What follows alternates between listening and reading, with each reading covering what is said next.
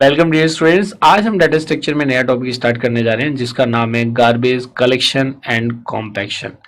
Largely आप लोगों ने आपको लग रहा होगा कि हाँ शायद we are at the last topic of data structure. तो इस टॉपिक को कंप्लीट करने के बाद आप ये टू डिफरेंट लर्निंग आउटकम्स यहाँ पे अचीव करेंगे। Recall the following terms like garbage collection, compaction and you will be able to list various advantages and disadvantages of garbage collection. Garbage collection क्या होता है? नाम से ही पता चल रहा है गार्बेज और कलेक्शन।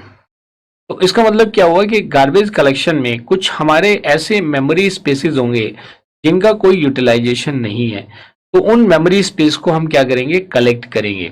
देखिए जैसे आपके पास सुबह ही आता है हाउस कीपिंग वाला और आपसे कहता है कि जी ठीक है आप अपना गार्बेज दे दो, तो उसको पता है कि इन इन प्लेसेस पे गार्बेज है। वो कलेक्ट करता है और कलेक्ट करने के बाद उसको बिन में डाल देता है। मतलब ये रियल लाइफ में होता है। वैसे ही सेम कॉन्सेप्ट पे गार्बेज कलेक्शन। गार्बेज हम उस स्पेस को बोल रहे हैं जिसका हम यूटिलाइजेशन नहीं कर रहे हैं लेकिन वो अवेलेबल है। तो उस गार्बेज को हम पहले मार्क करेंगे। इसमें दो चीजें वर्क करती हैं गार्बेज कलेक्शन में। पहले तो उसकी मार्किंग होती है और फिर उसका हम कंबाइन करते हैं, इकट्ठा कर लेते हैं। कॉम्पैक्शन टेक्निक क्या कहती है कि भाई आपके पास स्पेसिस तो अवेलेबल है लेकिन आपके पास एक कलेक्शन ऑफ स्पेस नहीं है। मान लो मेरे एक प्रोग्राम को मुझे उसको एग्जीक्यूट कराना है। ये एक प्रोसेस है। प्रोग्राम जब कोई रनिंग कंडीशन में होता है तो उसको हम क्या बोलते हैं? प्रोसेस है। उसको मुझे एग्जीक्यूट कराना है। तो प्रोसेस को एग्जीक्यूट कराने के लिए सपोज करो मेमोरी की रिक्वायरमेंट है 5 MB की। कितने की रिक्वायरमेंट है? 5 MB। अब मेरे पास जो मेमोरी में स्पेस अवेलेबल 5 MB तो है लेकिन वो एक लोकेशन पे नहीं है, अलग अलग है। कहीं पे 2 MB है, फिर से 1 MB है, फिर से 2 MB है।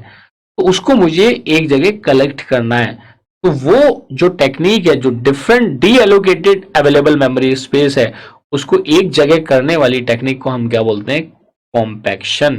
तो जैसे ही वो 5 MB का स्पेस होगा तो वो प्रोग्राम या प्रोसेस जो रन करना चाहता है वो रन कर सकता है क्योंकि अब उसको एक कलेक्टिव 5 MB का स्पेस मिल जाएगा। तो this is the basic idea behind garbage collection and compaction. इससे रिलेटेड एग्जाम में यूजुअली शॉर्ट आंसर क्वेश्चन पूछ लिया जाता है रिलेटेड टू इधर गार्बेज कलेक्शन और कॉम्पैक्शन और with the advantages and disadvantages of garbage collection. तो ये जो थ्योरेटिकली टॉपिक है, ये purely this is purely theoretical topic. और जैसा मैंने बताया कि शॉर्ट आंसर क्वेश्चन इससे बन जाता है। हाँ, हो सकता है कोई एग्जामिनेशन ऐसी हो कि उसमें इसी को वो लॉन्ग आंसर फॉर्म दे दे क्वेश्चन की कि भाई आप गार्बेज कलेक्शन और कॉम्पैक्शन दोनों को एक्सप्लेन करो और आपको वो दे दे कि इसको लार्ज क्वेश्चन की फॉर्म में। लार्ज क्वेश्चन में हम ये मान के चलते हैं कि क्वेश्चन में मार्क की जो वेटेज है वो 5 मार्क्स या 7 मार्क्स हो सकती है और शॉर्ट में हम 1 और 2 मार्क्स को कंसीडर करके चलते हैं। अगर मैं इसको दूसरे टॉपिक से कोरिलेट करूं तो देखिए जितनी भी प्रोग्रामिंग लैंग्वेज यूज करते हैं हम, या जो भी प्रोग्रामर यूज करता है, तो प्रोग्रामर के लिए मैंडेटरी होता है कि वो गार्बेज कलेक्शन कॉम्पैक्शन को इंप्लीमेंट करके चले जिससे कि उसको बाद में इन टाइप की प्रॉब्लम्स को फेस ना करना पड़े कि मेमोरी है और वो प्रोग्राम को एग्जीक्यूट नहीं कर पा रहा है। तो ऐसे ऑटोमेटिक टूल्स हैं या ऑटोमेटिक वो कोड क्रिएट कर देता है और उसको अप्लाई कर देता है कि अगर इस टाइप की कहीं पे कोई सिचुएशन आती है तो वो ऑटोमेटिकली कॉम्पैक्शन कर देगा या ऑटोमेटिकली गार्बेज कलेक्शन कर देगा। आइए पहले सबसे पहले हम स्टार्ट करते हैं with the concept of garbage collection.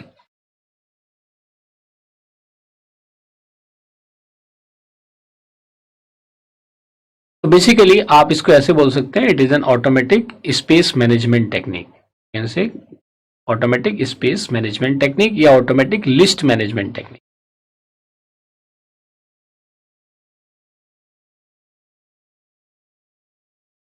और लिस्ट का मतलब किससे हम बात कर रहे हैं? We are talking about link list.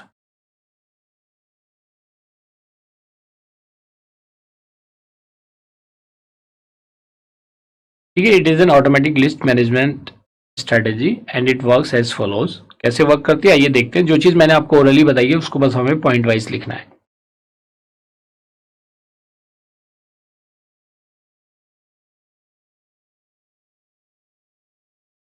तो देखिए जिस बात को मैंने अभी ओरली आपको बताया था आप उससे लैंग्वेज की फॉर्म में एज ए पॉइंट लिख सकते हैं। When an application or program need some free space to allocate it to a node or element जो आप नया इंसर्ट करना चाहते हैं, and no free space is available to allocate the memory for these nodes, then the system calls garbage collector to provide that memory space required by that particular element or node। ये तो हमने starting में discuss किया ही था। आइए अब देखते हैं नेक्स्ट पॉइंट क्या है।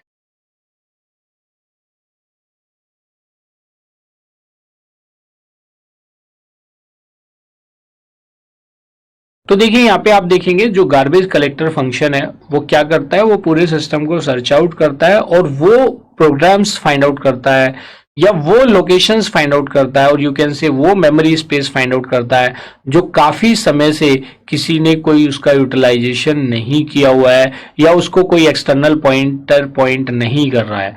ऐसे बहुत सारे प्रोग्राम्स होते हैं, आप उसको रन करते हैं, बाद में उसको जरूरत आपको नहीं पड़ती, लेकिन वो अवेलेबल है मेमोरी में।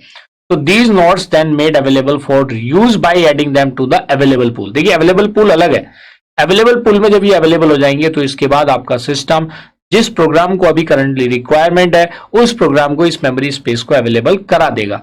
लेकिन ये जो प्रोसेस है ये 2 स्टेप में वर्क करता है। पहले तो उन स्पेस की मार्किंग होती है कि जो अवेलेबल है, मार्किंग में जिसको कोई पॉइंटर पॉइंट कर रहा है उसके लिए एक एडिशनल फील्ड होता है जिसको हम ट्रू से रिप्रेजेंट करते हैं, और जिसको कोई पॉइंटर पॉइंट नहीं कर रहा है तो उसके लिए वो एंट्री क्या हो जाती है, फॉल्स हो जाती है। तो जितने भी फॉल्स वाली एंट्रीज हैं उन सबको गार्बेज कलेक्टर एक स्पेस पे लाके उनको क्या करा देता है, जो रिक्वायर्ड प्रोग्राम है उसको एलोकेट करा देता है। यही इसका ऑब्जेक्टिव होता है और आगे हम इसी को अभी पॉइंट वाइज लिखने जा रहे हैं।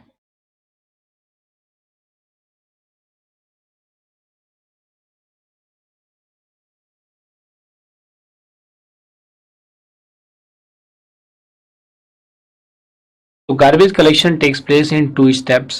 The first one is marking and second is combining.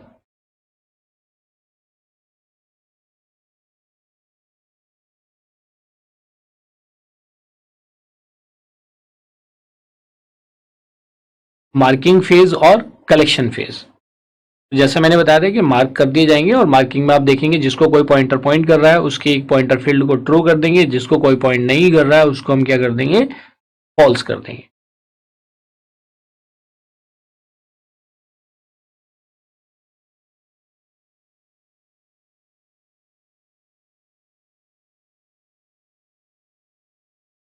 तो देखिए इन चीजों का ध्यान रखना है, जैसे मैंने स्टार्टिंग में बताया था, nodes accessible using external pointer, accessible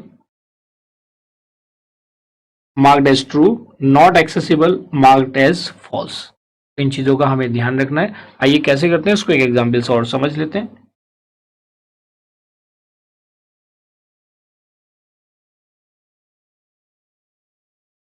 तो देखिए इस एग्जाम्पल में आप देख पा रहे हो जिन जिन को हमने फॉल्स मार्क किया है, तो इसका मतलब क्या हुआ, मार्क हमने फॉल्स कर दिया क्योंकि उन्हें कोई एक्सटर्नल पॉइंटर पॉइंट नहीं कर रहा है। जबकि 2 लिस्ट हमारे पास हैं, स्टार्ट एक पॉइंटर पॉइंट कर रहा है एक्सटर्नल पॉइंटर, एक को बिगिन पॉइंटर कर रहा है, लेकिन 2 लिस्ट को कोई पॉइंटर पॉइंट नहीं कर रहा है। तो ये जिनको कोई पॉइंटर पॉइंट नहीं कर रहा है इन लिस्ट का यूटिलाइजेशन किस में होगा, they will be utilized in the second phase, that is collection phase.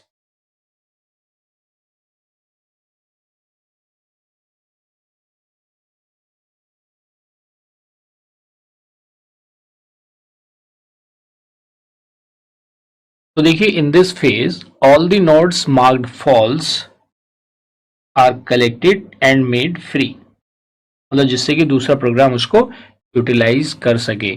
अब इसको जब हमने फ्री कर दिया तो देखिए स्वीपिंग का भी जो कॉन्सेप्ट होता है, जो गार्बेज होता है आप उसको स्वीप कर देते हो, तो this process is also known as sweeping.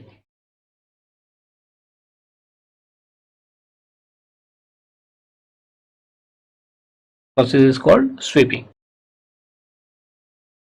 देखिए key point to remember,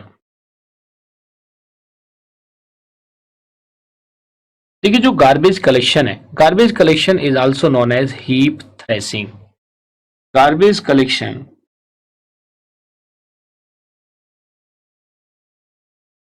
is also known as heap threshing।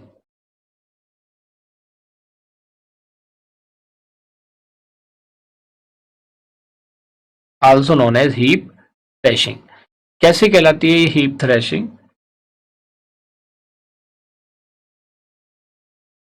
Garbage collection को हम क्या बोलते हैं, थ्रेसिंग। देखिए थ्रेसिंग एक ऐसा कॉन्सेप्ट है जिसमें सीपीयू का यूटिलाइजेशन रिड्यूस हो जाता है। मतलब हुआ क्या कि जो आपका प्रोसेसर है वो कंप्यूटेशन परफॉर्म ना करके, आपके जो वैल्यूएबल वर्क है उसको ना करके, वो अपना मोस्ट ऑफ द टाइम किस काम में लगा रहा है, गार्बेज कलेक्शन में। So this process is called as thrashing. तो थ्रेसिंग को अगर आप रिप्रेजेंट करेंगे तो आप इस कॉन्सेप्ट को स्टडी करेंगे in the operating system as well. तो थ्रेसिंग का आप कॉन्सेप्ट देखेंगे कि कैसे थ्रेसिंग वर्क करती है। देखिए, ये मैं कहता हूं कि मेरा ये सीपीयू वर्टिकली रिप्रेजेंटेशन जो है, it represent my CPU utilisation. और जैसे जैसे मेरी degree of multi programming, degree of, this is called degree of multi programming. तो ये कैसे वर्क करता है? ये वर्क करता है ऐसे, दिस इज कॉल्ड थ्रेशिंग। ये जो डाउनवर्ड है, जैसे जैसे लोड इंक्रीज होता है, मल्टी प्रोग्रामिंग के कॉन्सेप्ट को तो आप समझते हो, मल्टी प्रोग्रामिंग का लोड जैसे ही इंक्रीज होता है, सीपीयू का यूटिलाइजेशन डाउनवर्ड हो जाता है। This concept is called thrashing. Reason क्या है? इसका मतलब क्या हुआ कि जो आपका सीपीयू है, जो उसको यूजफुल वर्क करना चाहिए, वो यूजफुल वर्क नहीं कर रहा है। वो क्या कर रहा है? वो वेस्ट कर रहा है अपना time in other activity. So that is called the concept of heap thrashing. Clear है? It is also known as, you need to remember about it, but इतना ज्यादा इंपॉर्टेंट नहीं, क्योंकि इसको आप ऑपरेटिंग सिस्टम में बड़े अच्छे से डिटेल में डिस्कस करेंगे and it is very good concept. तो आप ये कई बार पूछ लिया जाता है कि अगर सीपीयू का, मान लिया सीपीयू का यूटिलाइजेशन एकदम से डिग्रेड हो जाता है with the increasing the number of programs to be executed, that concept is known as thrashing. तो देखिए, जो हमारा फर्स्ट लर्निंग आउटकम था बेसिकली, उस फर्स्ट लर्निंग आउटकम के फर्स्ट पार्ट को हमने यहाँ पे कंप्लीट कर लिया है। So now let us have a knowledge check. आइए डिस्कस करते हैं फर्स्ट लर्निंग आउटकम के सेकंड पार्ट को, that is called compaction. That is called compaction. तो देखिए, कॉम्पैक्शन के बारे में मैंने आपको बिगनिंग में भी बताया था। कॉम्पैक्शन क्या करता है, मैं आपको देखिए एक एग्जाम्पल की हेल्प से इसको समझाता हूँ। ये सपोज करो मेरे पास ये मेमोरी है, ये मेरे पास एक मेमोरी स्पेस है, से 0 KB से, केबी ले लेते हैं, कोई फर्क नहीं पड़ता, 0 KB से लेके से 1000 KB, छोटा साइज ले लिया हमने। और इसके कुछ कुछ स्पेसेस हैं जो कि अवेलेबल है। तो ये स्पेस है जो अवेलेबल है, this is up to 100 KB।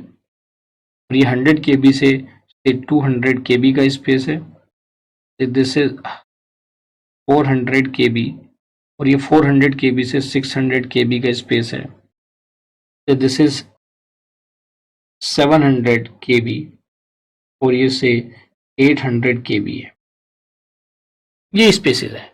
तो ये जो मैंने मार्क किया है, ये वाले स्पेस क्या रिप्रेजेंट कर रहे हैं? They are representing available space. ये भी अवेलेबल स्पेस है, ये भी हमारा अवेलेबल स्पेस है, this is also available space. फिर हम देखें तो ये भी हमारे मेमोरी में अवेलेबल स्पेस है।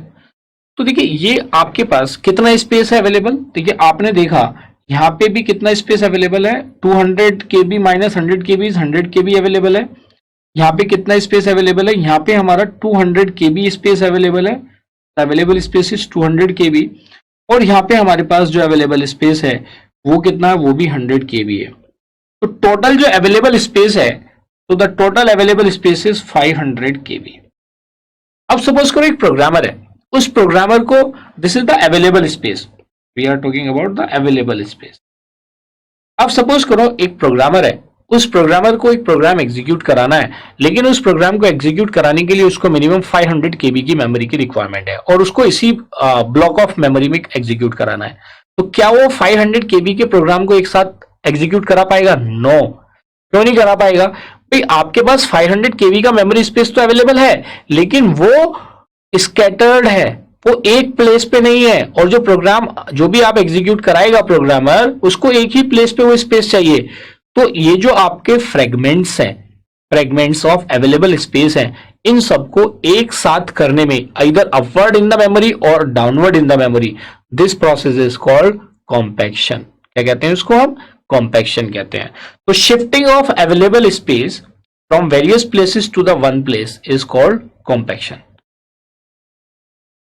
इसमें हम क्या करेंगे ना, we will apply the compaction. तो जैसे ही हम इसमें कॉम्पैक्शन अप्लाई करते हैं, से अप्लाई द कॉम्पैक्शन, तो कॉम्पैक्शन अप्लाई करने के बाद this memory space will look like,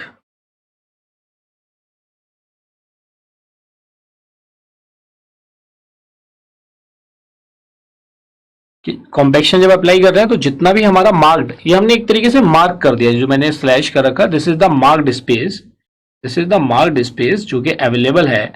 अब इसको हम क्या कर देंगे, एक लोकेशन पे शिफ्ट कर देंगे दिस मार्क्ड स्पेस को।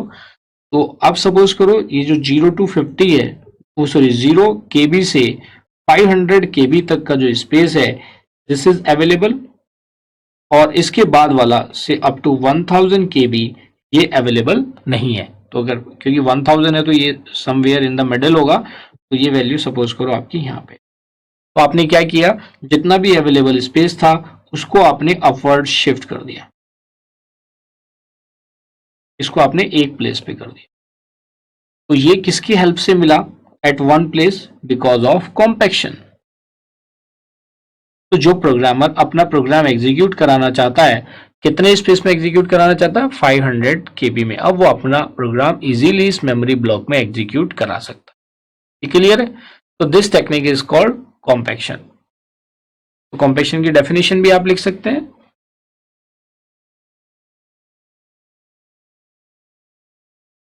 तो ऐसे आप इसको एज ए डेफिनेशन लिख देंगे, compaction is a technique in which all the used space और true mark nodes are moved at one end and all the free space or false marked nodes are moved at the other end is called compaction.